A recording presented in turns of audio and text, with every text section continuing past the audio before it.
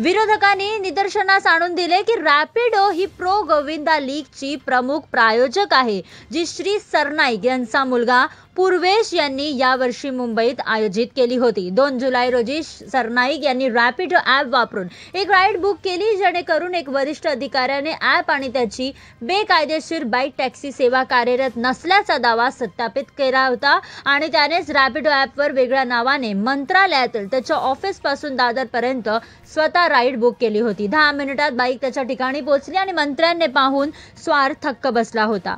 मी वाहतूक मंत्री आहे, हे नियम तुमच्या फायद्यासाठी आहेत, असे त्यांच्या अधिकृत एक्स अकाउंटवर त्याने व्हिडिओ शेअर देखील केला होता।